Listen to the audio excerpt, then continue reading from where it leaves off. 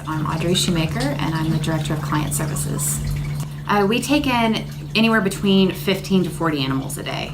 On all of them, they're coming in from owner surrenders, they're stray in the field. We do have animal control officers that are bringing them in. We have stray over the counter, so that's when a good Samaritan finds an animal and brings them in.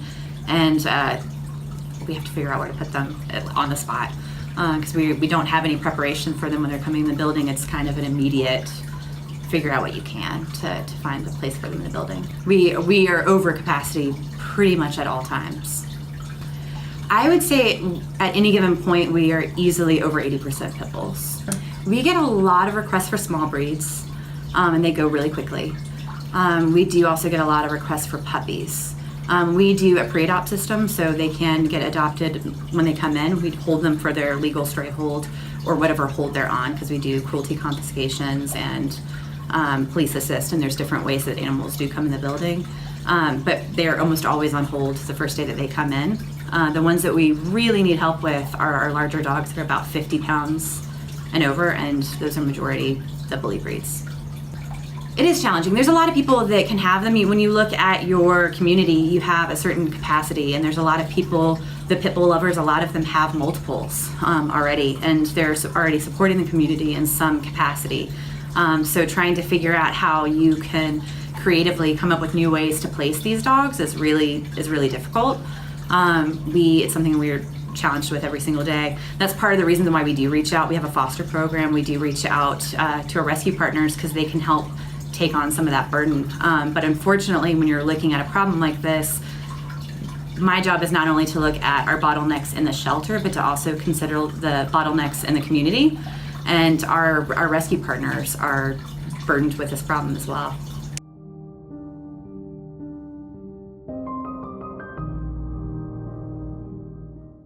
Sometimes you get a negative reaction immediately, and sometimes that's because of BSL. It might be where they live. It could be just their own stigma around what a pit bull is, or what they think it is, and what they've heard. And a lot of times it's just not what they're looking for. I don't know if it's because we have so many pit bulls in the shelters that there's so many that they're not interesting anymore. But the majority of the situations are you'll hear negative comments about adopting a pit bull. Oh, I mean, I have pit bulls myself, so I think they're fantastic family pets.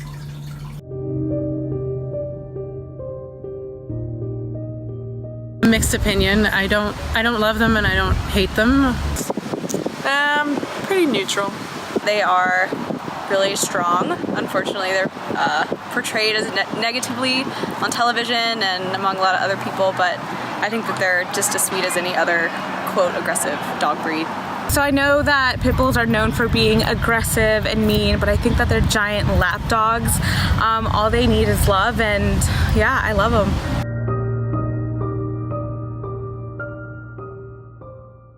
I have friends that have them. I've never really interacted with one personally, but I grew up with a German Shepherd who's the sweetest dog ever, and everyone was terrified of him. I feel like they get a bad rap too. I've yet to meet a mean pit bull. The only time I've seen aggressive pit bulls were on TV, but in real life they were the complete opposite. So my stepsister had a pit mix of some sort. Again, not exactly sure what the makeup was, but it was definitely a pit bull-like animal. And she came home one day and it had essentially eaten her cat. So I have that experience, but I have lots of experienced friends who have pit bulls, and they're phenomenal dogs. And I do obedience and rally and things with my dog, and I come across people who have pit bulls who do the same, and they're great animals. So I have nothing against them. Again, it's kind of a case-by-case basis, personality-based.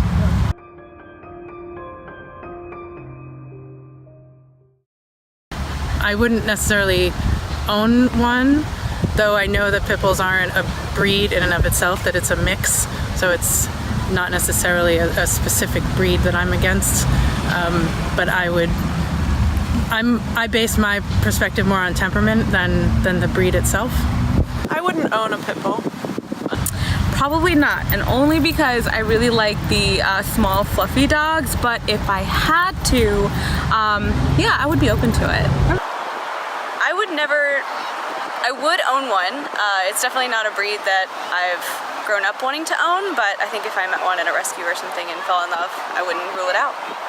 We had what we thought were very informed conversations about what fostering would mean to us and what we would be doing and how it would go.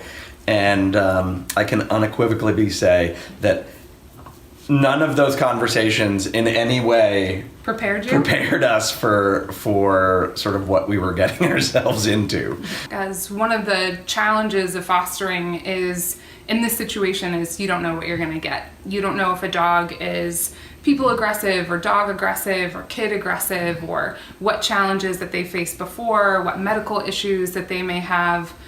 So it's a little bit of a leap of faith, but it's one that's always paid off, at least for us. It's been incredibly rewarding, and you just kind of let the process happen as the process has to happen. So we got Finley in April, probably around like April 10th, and he was in really, really bad shape. And it took for all of this to heal, probably until July, maybe? It was a long process. The worst was probably the first month. And I think for those who followed that process, they know why it was bad. He couldn't walk. He was dropping bits of himself to and fro all over the place.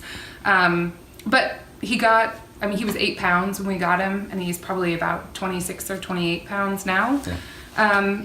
And he was probably 5 or 6 months old at the time. So he was a tiny little nugget. He just really thrived really quickly. He had great care, really great care from the vet staff, and a lot of support, and people contributed. But we can't find people who are interested in this dog for a variety of different reasons. He's great. He's healthy. He just looks a little weird and he's missing an ear. But it can be really hard. It can be hard for fosters because, like I said, it's a leap of faith when you take one in, and you just never know when you're going to get the right home. And as a foster, I think we're all really committed to making sure our dogs go to the right homes. You want your dog to go to a place that's better than what you've offered them.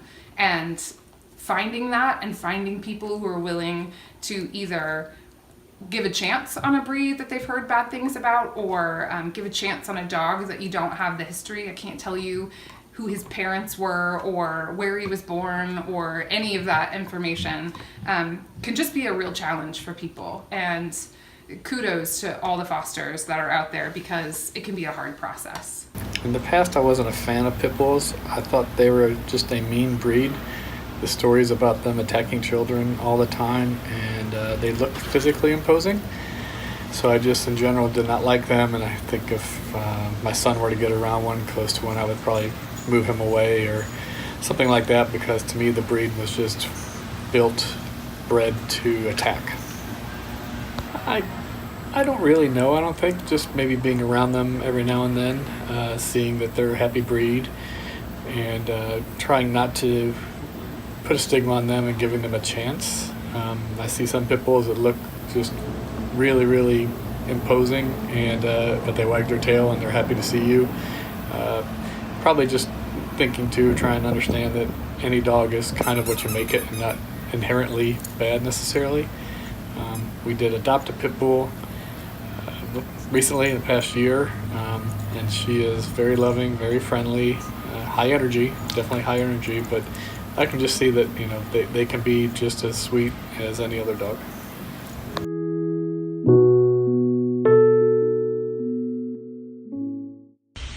Here at the palace, we love pit bulls because they just want kisses. Is that they're all individuals and they all have unique backstories, and they've all had to overcome adversity, or not in some cases. Why do I love pit bulls? I love pit bulls because they are the most loyal, loving, unselfish, forgiving dog that you will ever have the pleasure of meeting. And one day, if you're lucky, you will have a pit bull or two that own you. Even though this guy was chained up likely for most of his puppyhood, he ends up just being a lover. So most of these dogs, if they're just in an environment where they can thrive, and they have humans that can teach them the basic manners they need to know, they end up being incredible dogs. I like pit bulls for the kisses.